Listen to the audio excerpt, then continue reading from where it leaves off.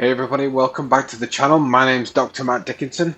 Last week I did a short video introducing the ASTM Exo Games, and this week what we've got is a highlight. I'm going to produce a bit of an overview as to what happened throughout the games, give you a bit of a snapshot as to what was going on and how things were going on, and just give you an overall as to what's happened. So stick around and let's take a look through. Hope you enjoy.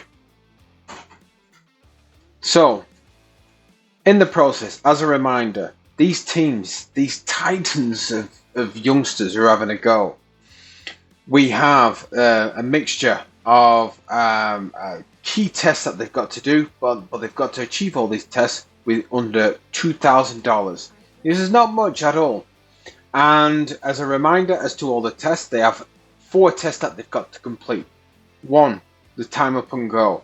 Dead simple test. Simply, in a chair, get in the chair, sit up, move, walk forwards, and timed back down again. Very, very simple. Quite exciting because not that it appears simple, but it's a little bit trickier. When you're designing an EXO, you've got to make sure that they fit in the process. Have you actually designed something that's too big, that's so big, clunky, and pointless? 2, bomb squad walk. Bomb squad walk's tricky. So I laugh just because. So what you end up with is a vest over the top. This vest is then weighted. You actually hold 15 kilos left and right in your hands, and then you walk 300 meters. Normally 1,000 meters, but in this case 300 meters.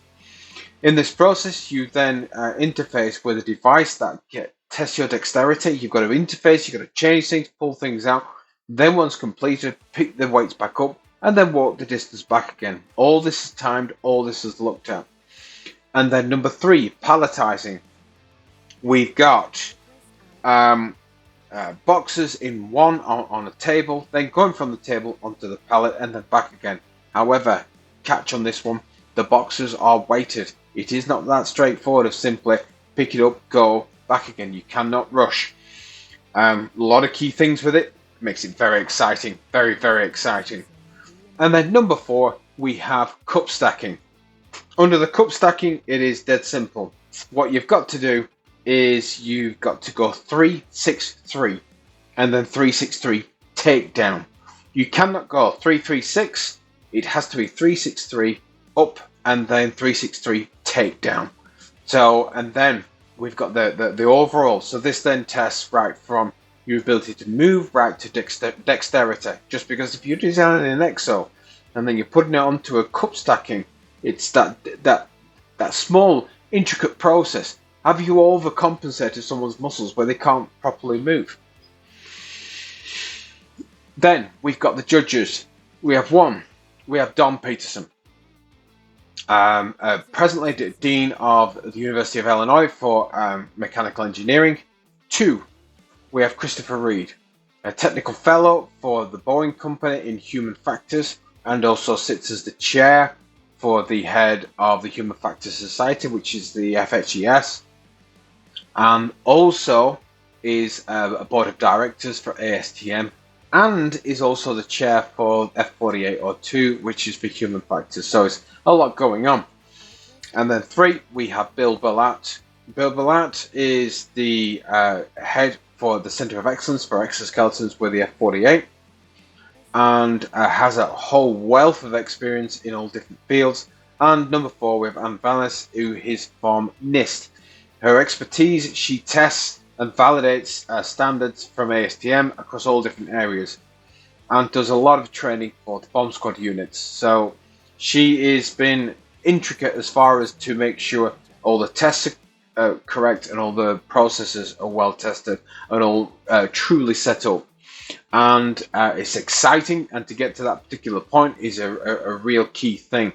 So what it now really allows us to do is to test the design, test the overall process of it, and make sure that it's actually been done cost effectively. So let's move into day 1.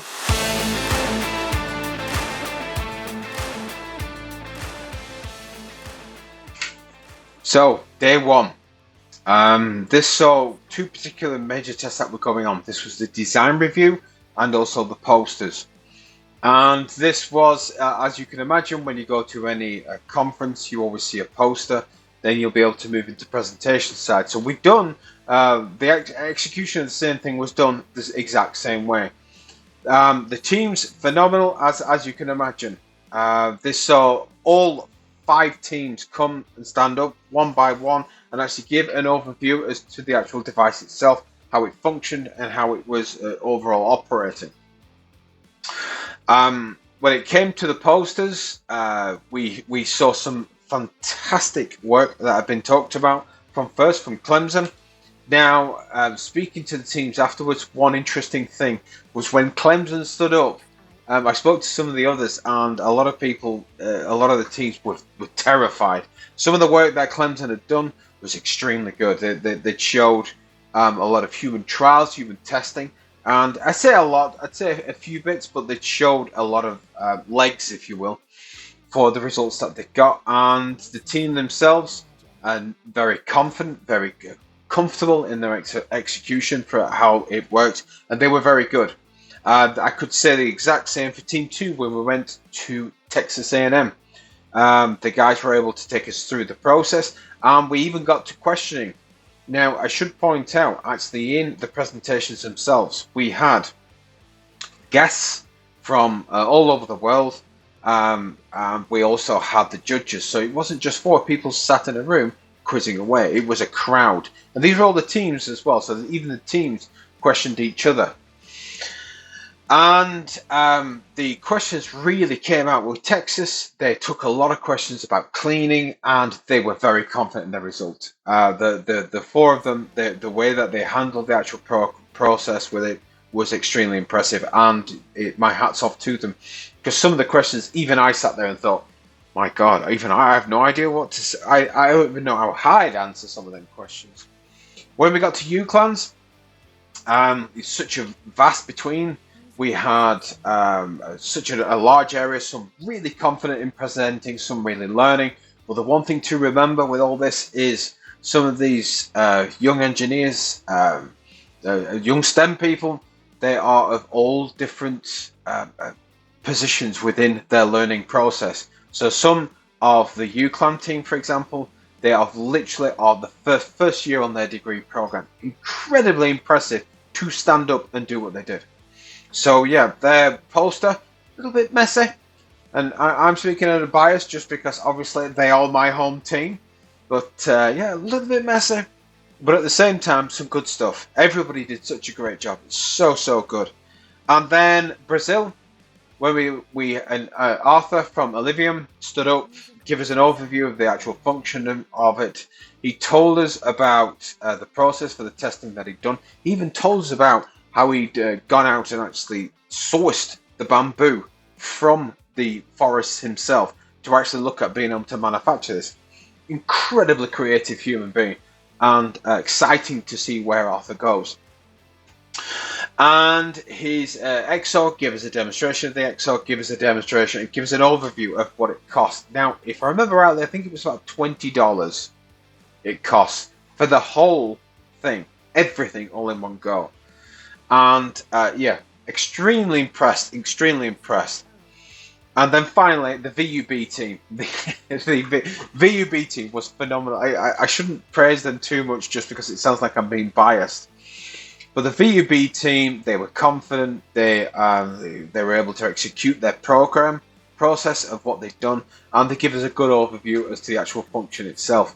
I mean, I won't lie. When I'd actually sat there and seen them all lined up, I saw the UClan team, I saw the VUB team, and I knew this would be neck and neck. I run up to the actual event with these two, sending each other funny videos of their Exos. Brilliant, but I was excited to see where that one would go. Then, the challenges. So, on the same day, we then move into the challenges. Sadly, we did have 6 teams, but sadly, when it came to the actual day, they had one team had to drop out, which is just down to logistics. Such a shame. But next year, that team, we're coming to find you, so we'll expect to see you there. Um, so we had the cup stacking, we had the time up and go, and on the first test, so the first person to the cup stacking with me, which is what I was judging, was Team Olivium, and then the other judges. So Chris Reed was judging for the time up, the apologies, the palletizing test, as you can see in the little video, and the bomb squad walk was all being judged by Anne, and I again, who better to judge it than the person who runs this test day in day out for many other things just as much. So she knew the best way to do all these things. So I thank my lucky stars for her input on that particular test. And then Don Peterson was judging the time up and go test, or as we nicknamed it, as Anne nicknamed it, the tug test. These 4 tests were running, and we saw some incredibly good devices coming in. We saw some differences changing, moving along. We saw a few Exos which struggled in some of the tests, which, let's face it, these were being designed to do that. And we saw some of the Exos excelling massively, and then when you push them into another condition, you see the same again. You see this favoring changing. So it was really interesting to see that happen in day 1. And and then when we came to the end of this, we were lucky to get a talk from Professor Hugh Herr. I think he's Professor Hugh Herr, but either way, Dr. Hugh Herr. And he gave us a talk about the work that's going on, his work that's going on, and it was an excellent way to close down the first day. So we got the first day done, and we knew one particular thing. We knew that there were some teams that were winning and some that were struggling. But let's draw a line at that, and let's see what happened in day 2.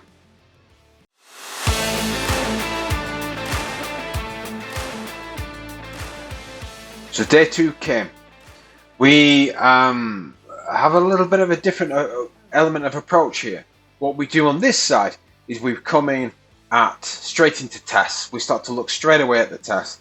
Now this allows us to move some of the teams around for them to run all their tests, if you will. So we have 4 tests, but we need to be able to test over the 20-minute period, because that's the one thing I haven't pointed. We were testing over a 20-minute period and a repeat of many different of said tests. So we're able to move these teams around. Again, we saw a lot of different changes in the actual Exos. As predicted, 2 of the teams were starting to become quite common in their approach towards the testing. Not on the designs, not on the presentation, just on the testing. And VUB and UClan, their designs being so similar, they were always going to be very similar to their approach. So we started to see differentiations starting to emerge when it came to just the testing. And one thing that did happen, VUB on the cup stacking, I can say this and I'm dying to show for the video, but if we watch this video is of VUB themselves. Now, they were determined to get the fastest speed for cup stacking in an exoskeleton, which I kind of thought, that's crazy, what are you doing? But when he got going, he was insanely quick.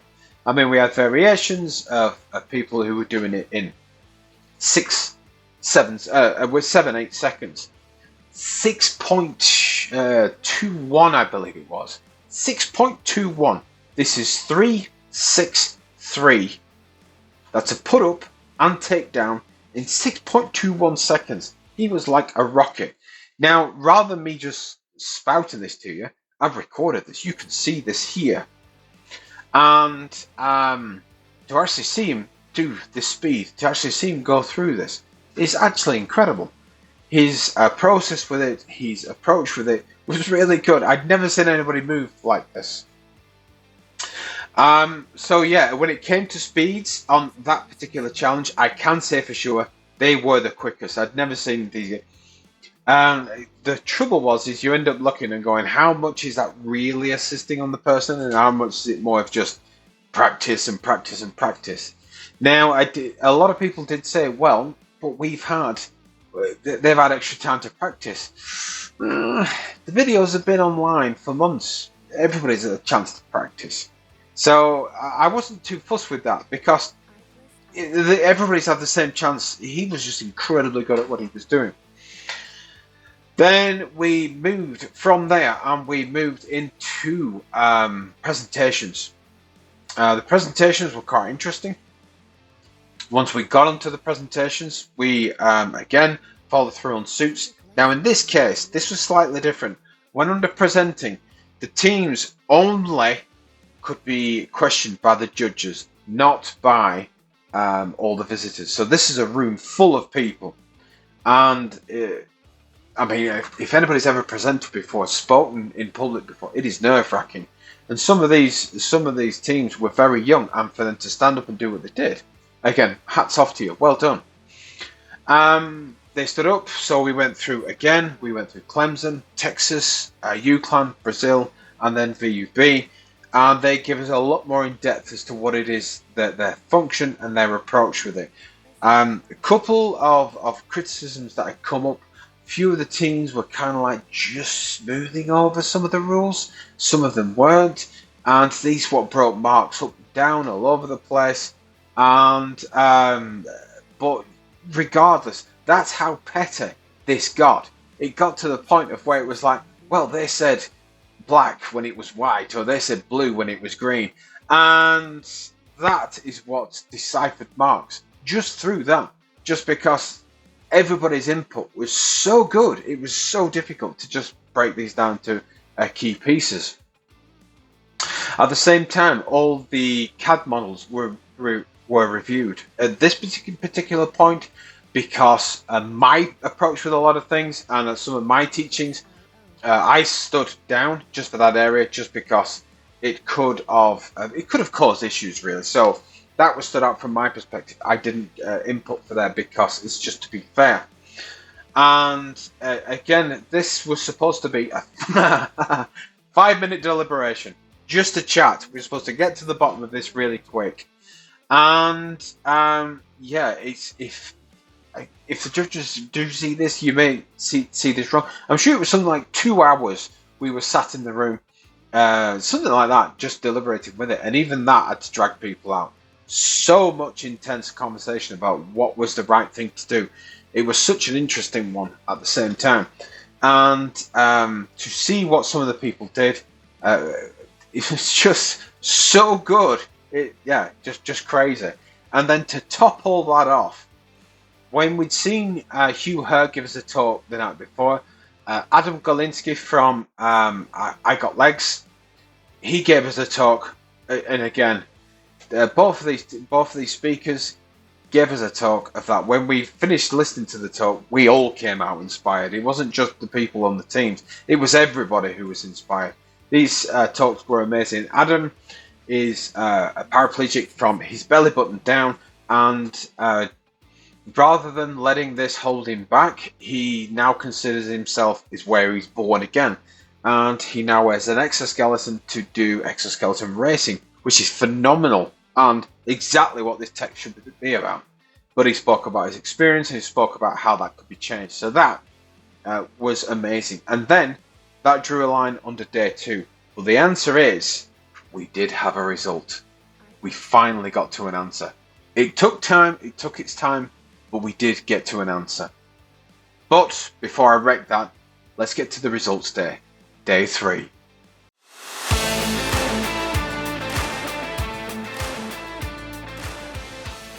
Day 3 came around.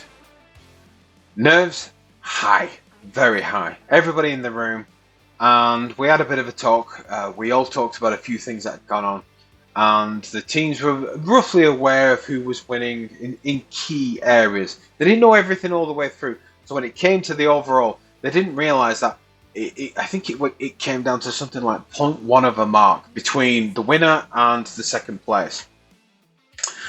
And when we got to the point for the awards, all playing for the Exo Cup, all playing for the grand prize of $5,000.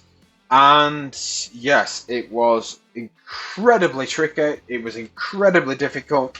So first place, we had UClan. UClan's team, they actually came up heavily on top as far as the testing was going. They came out on top on not all, but only some of the challenges that we'd set. And yes, so they came out purely on top. Then in second place, we had VUB. And the VUB teams, as I said, they were neck and neck. But interestingly, their devices almost identical. So Tom, the professor who came over with them from Belgium, even he was saying, "Wow, these two teams are actually absolutely neck and neck with it." Very impressive and really interesting to see where from that side. Third place, we had Clemson University, and Clemson they came up with some really good solutions. There was a few little bits that obviously didn't stand as well, but again, the solutions that they all did, because this was not a simple like winner, winner, winner, winner. It was such a specific thing. I'd seen this play out. And then what we had from there is this was something that was chosen by ASTM. ASTM has specifically said, what about, if you will, a People's Award? So the teams could pick somebody who should have won at least acknowledgement for their actions and what they've done. So they all chose Alivium. The work that Brazil had done, the work that Arthur was doing, and still is doing to this day is phenomenal, and he should be extremely proud of what it is that he does. And young Arthur saw a few moments of where he felt quite emotional, and yeah, I believe that from that Arthur had made some incredibly good contacts and had some great interactions with that. So that was a huge success from Arthur's perspective. And then that concluded all the awards for the actual event. For very specific and for pure updates and every single category winning, I'll attach a link in the video below to actually give you a specific as to everyone and to everybody who actually won the event. Finally, when we first got everybody in the room, we sat down and we kind of said, you know, speak to each other, learn from each other, try to reach out to each other and appeal to each other's application, and just try to help each other moving forwards. And as you can imagine, all teams sat there and went, no, why would I do that? And so the first day, they were almost ready for actually cutting each other down. Second day, they actually really started to get on, and well, not get on, they really started to appreciate everybody's efforts and what everybody was doing. They realized that they weren't out for blood with each other. And I actually caught them in a bar, all singing and all just having a great time. The truth of it is the Exo Games brought these teams together and actually forged some great friendships there. And if you do get a chance, do take a look over LinkedIn. Do take a look over what all these teams are doing, because they're still acknowledging everything that went on for the event. And it was an absolute phenomenon, and I won't lie, from my perspective, to see what occurred. It was extremely exciting. I know working with everybody at ASTM, with Bill, with Chris and Don, we were all extremely impressed to see what had been solved. Now, let's get to some closing thoughts.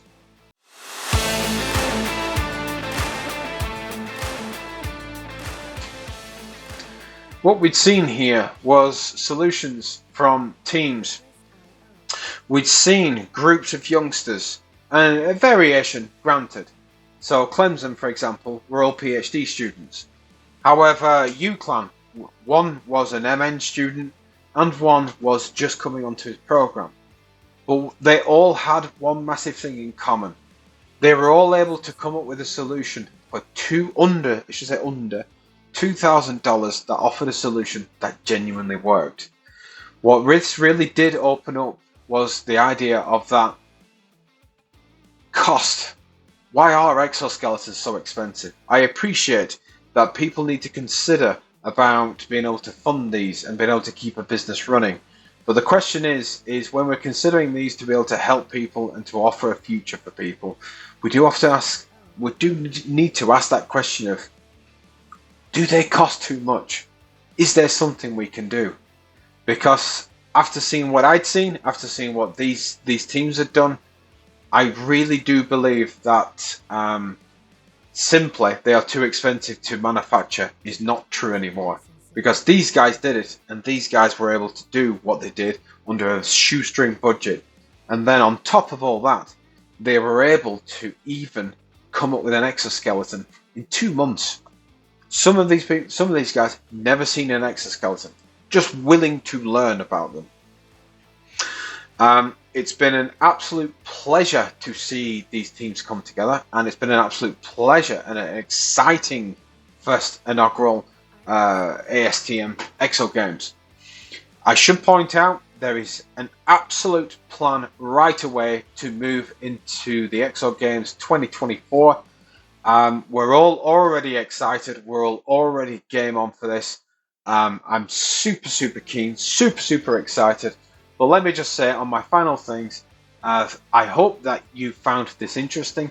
If you are interested in exoskeletons, if you are interested in getting involved in this type of things, reach out to me, get in touch with the ASTM, get involved with the F48, join as a student member. There is so much going on, and this is the beginning. This is not the end of this type of technology. So do reach out, get involved, and if I don't see you sooner, I will see you in a year's time.